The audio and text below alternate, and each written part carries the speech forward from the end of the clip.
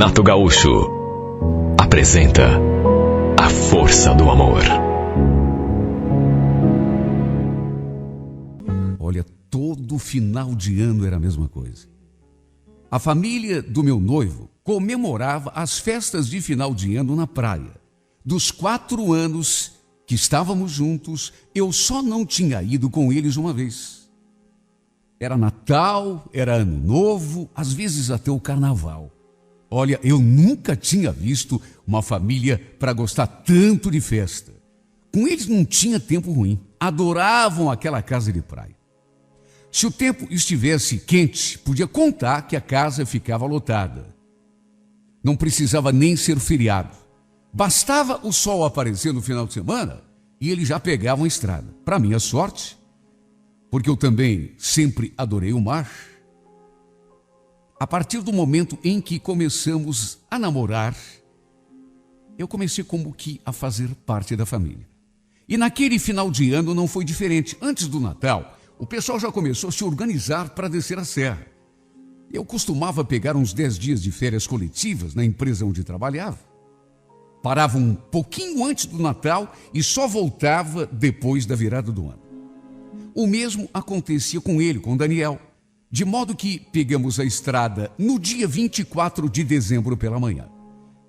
A maior parte do pessoal da família dele já estava lá. Tinham descido na noite anterior. Como a gente ia de moto, eles acabaram levando as nossas coisas de carro. Mochila de roupas, barraca, o violão do Daniel. Ele adorava tocar violão. Às vezes, confesso até que eu me sentia meio deixada de lado, porque ele adorava aquele violão. Quando ia vê-lo na sua casa, por exemplo, ele ficava mais abraçado ao violão do que propriamente em mim. Claro que eu estou exagerando, mas é para dar uma ideia de quanto ele gostava daquele bendito violão. A gente ali no quarto dele, na cama, eu assistindo televisão, praticamente sem volume, enquanto ele ficava cantando e tocando aquele bendito violão. E verdade seja dita, ele tocava tão bem, parecia até que tocava o violão com a alma, com o coração. Claro que eu também gostava de escutá-lo cantando e tocando, principalmente quando ele cantava alguma coisa para mim. Por outro lado, é como eu já disse, às vezes eu meio que me sentia trocada pelo violão. Puxa vida! Eu ia até a casa dele para ficar com ele. Mas muitas vezes ele não largava daquele instrumento 1 minuto sequer. Antes da gente descer da praia, aliás, eu até reclamei com ele. Ai, Daniel, não acredito que você vai levar esse violão para a praia. Ué, o que tem? Você sabe que eu gosto de tocar? E outra, até parece que é a primeira vez, né? Você já devia estar acostumado, eu sempre levo. Aliás, você lembra que eu te prometi que ia te cantar uma música lá na beira da praia? Realmente ele vivia prometendo aquilo. Não tinha sido só uma vez, não. Ele vivia dizendo que ia tocar uma música exclusivamente para mim lá na beiradinha do mar. Olha, não era implicância. Até porque, repito, eu gostava de ouvi-lo cantar. Só que, por outro lado, não gostava quando ele me deixava de lado e ficava lá com aquele violão. Enfim, de qualquer modo, os pais dele foram de carro na noite anterior, levando as nossas coisas, as nossas roupas, inclusive o violão. E nós descemos de moto na manhã do dia seguinte. Chegamos um pouquinho antes das 11 horas da manhã. Para nossa sorte, o tempo estava bom. Aliás, muito bom. Um sol de rachar. Ajeitamos as nossas coisas e fomos direto tomar um banho de mar. É como eu já falei, eu sempre adorei o mar. Se pudesse, acho até que moraria no litoral. Para mim, não tinha vida melhor.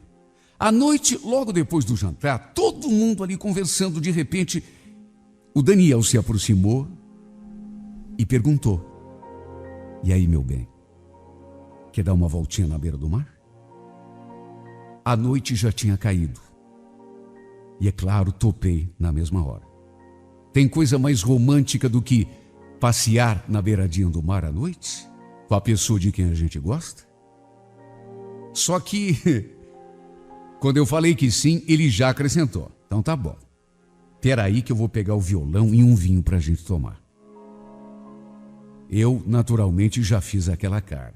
Violão? Mas Daniel, puxa vida, até nessa hora. Ele nem respondeu. Algum tempo depois, apareceu diante de mim com uma garrafa de vinho, 2 taças e, claro, adivinha, o famigerado violão. Como eu já disse, ele vivia prometendo que ia cantar uma música especialmente para mim na beiradinha do mar, só que nunca fazia. Ele vivia dizendo, olha, qualquer hora dessas, quando a gente estiver lá na beiradinha do mar, eu vou cantar uma música, mas é uma música especialmente para você. Imagina o barulhinho das ondas quebrando ali sob os nossos pés. Só que engraçado, apesar da gente descer direto para lá, e ele sempre carregar aquele bendito instrumento com ele, pelo menos até aquele dia, isso nunca tinha acontecido. A gente se aprontava para subir a serra e ele já vinha com aquela cara, como se desculpando. Puxa vida, a gente está indo embora e eu não cantei aquela música para você lá na beira do mar. Bom, fazer o quê, né? Ficar para a próxima. A casa dos pais dele ficava a umas 3 quadras do mar. Então fomos em linha reta, até que pisamos areia. Só dava para ouvir aquele barulhinho gostoso de ondas se quebrando na praia. À nossa frente, aquela escuridão toda, aquele tapete negro. A gente então se ajeitou ali na areia. Ele nos serviu uma taça de vinho e depois fez um brinde a nós. Que essa noite seja inesquecível. Depois do brinde, um gole de vinho, ele se aproximou e então a gente se beijou. Depois de algum tempo em que ficamos ali namorando, trocando beijos, abraços, ele finalmente pegou o violão, olhou para mim com aquela carinha que eu bem conhecia e falou: essa aqui é para você, amor. Eu vivo te prometendo e nunca faço, né? Pois de hoje não passa. É hoje que eu canto essa música especialmente para você. O quanto eu te quero, ursinho de dormir, vem que eu te espero assim. E olha, parece até que ele tinha escolhido aquela música dele.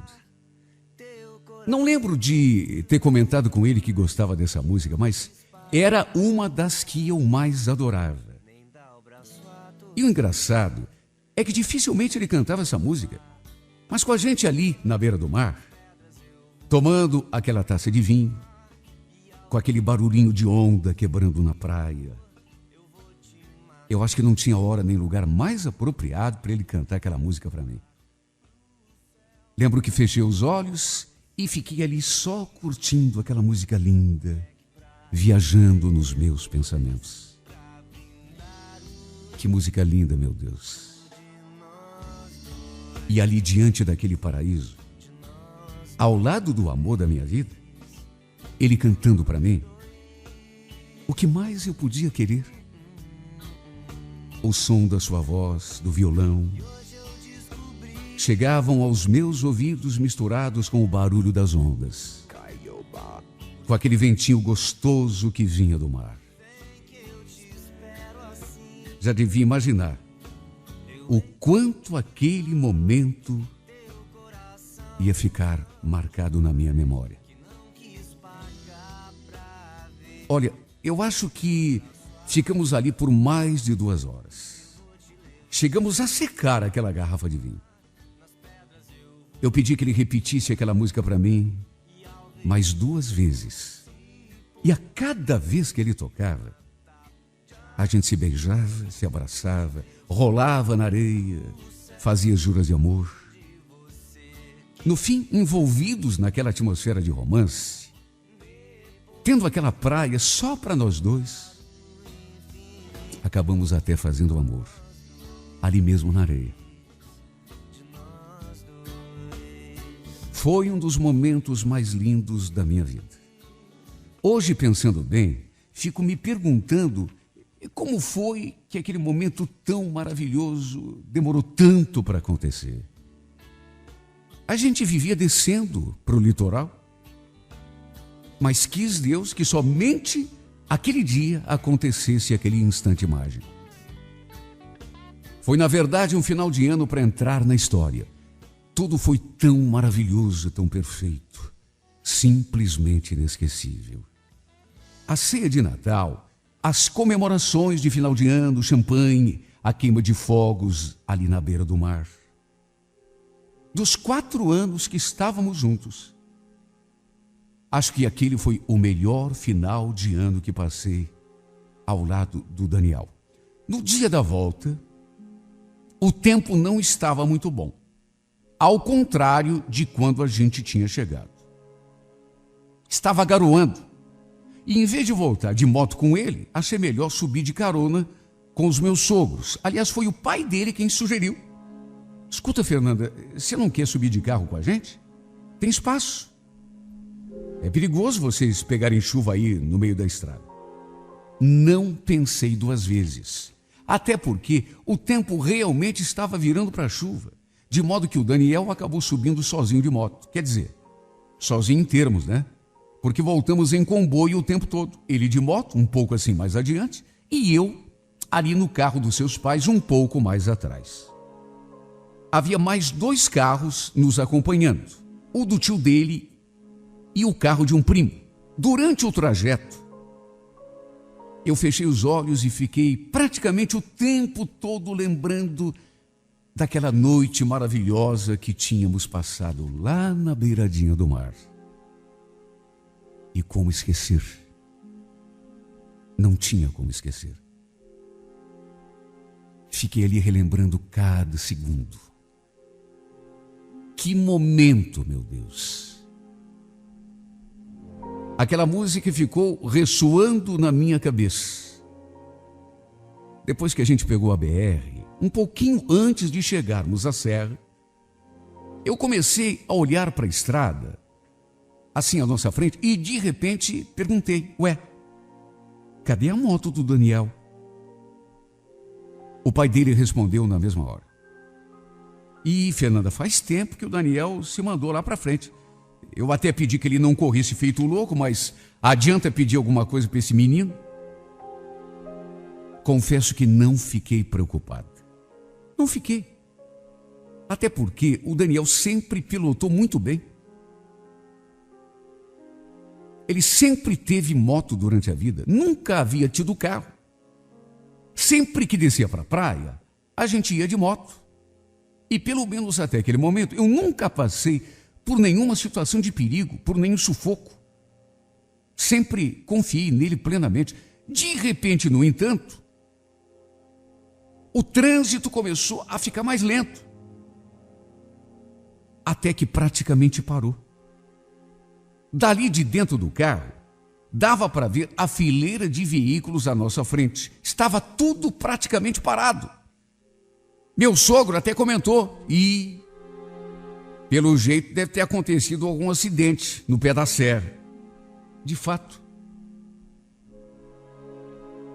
só podia ter sido um acidente, porque, de outro modo, o trânsito não pararia. Olha, demorou para a gente começar a se mover do lugar. E mesmo assim de maneira bem lenta. Eu fiquei ali na minha. Ainda relembrando aqueles momentos inesquecíveis da noite que tínhamos passado juntos lá na praia. E mais do que isso, nas coisas que queria fazer depois que a gente voltasse para Curitiba.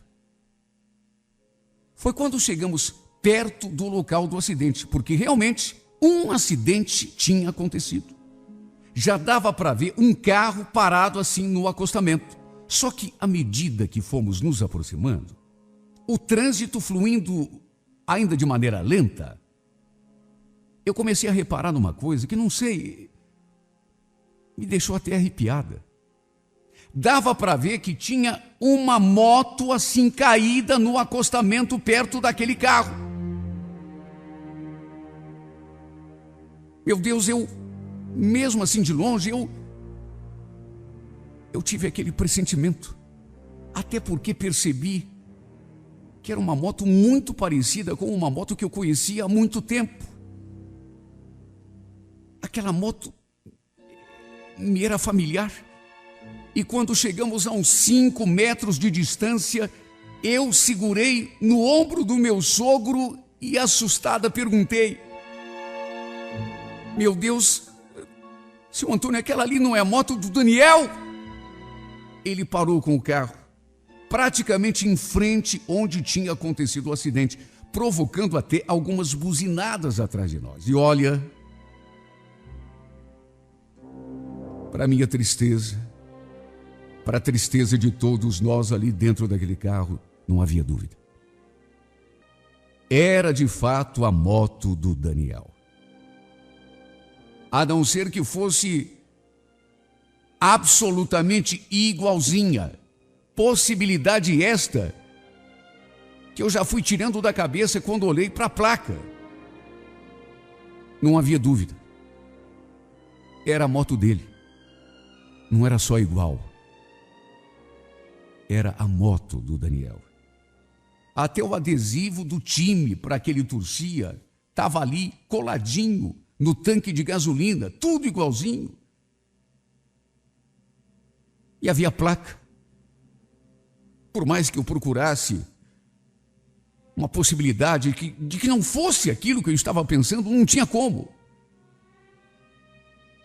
Já entrei em desespero e comecei a chorar. A minha sogra, ali no banco do carona, fez o mesmo. Minha cunhada, do meu lado também.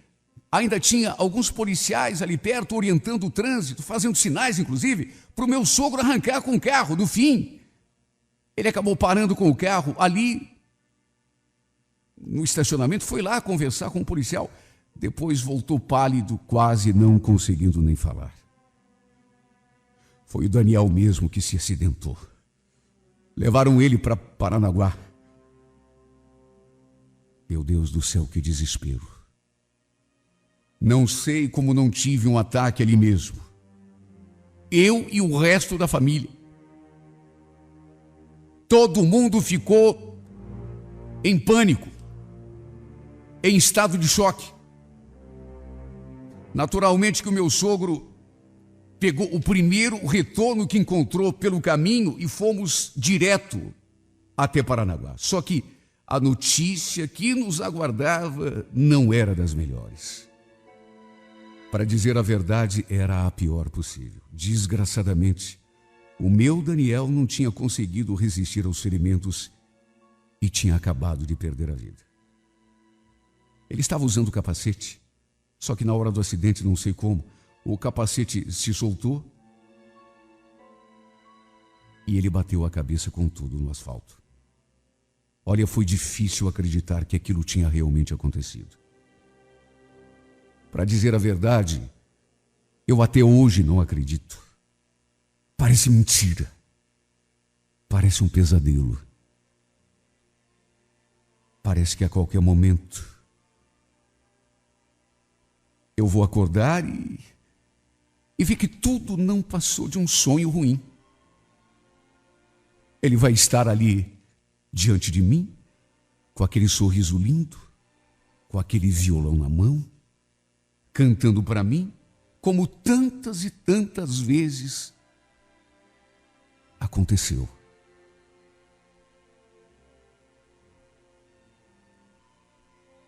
Esta é uma realidade com a qual eu jamais vou me acostumar. Já faz muito tempo e mesmo assim não consigo superar.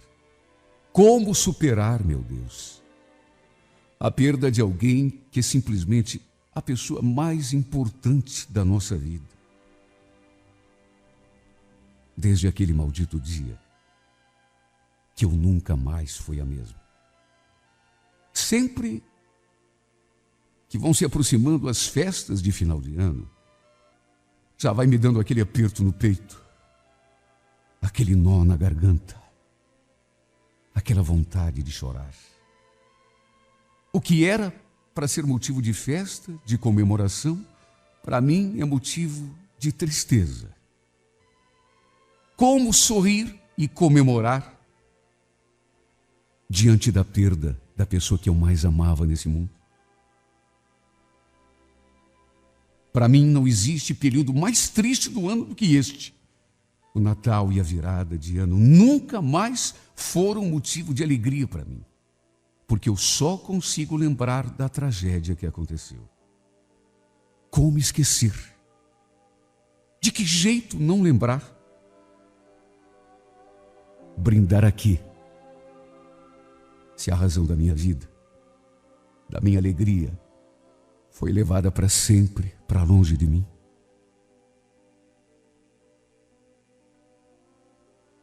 Eu não queria ser tão triste.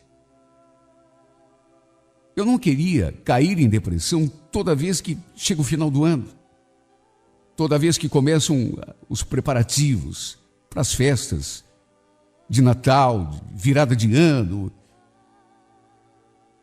Até porque é uma data que teoricamente é tão importante e que deve ser comemorada, mas as pessoas todas fazendo festa, trocando presentes, rindo. Mas fazer o que se ficou esse buraco aqui no meu coração? Como que eu posso dizer que estou feliz se na verdade me sinto a pessoa mais triste desse mundo?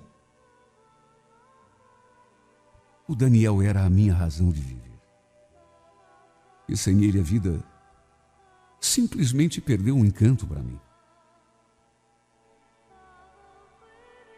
Eu guardo nitidamente na minha lembrança a cena de nós dois lá na beiradinha do mar. Ele tocando violão, ele cantando para mim.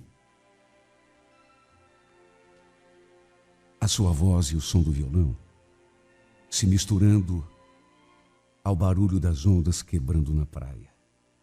Foi sem dúvida a noite mais inesquecível da minha vida. Por isso fiz questão de contá-la aqui nessa minha carta. É nas lembranças do que aconteceu naquela noite que eu me agarro para conseguir forças para continuar.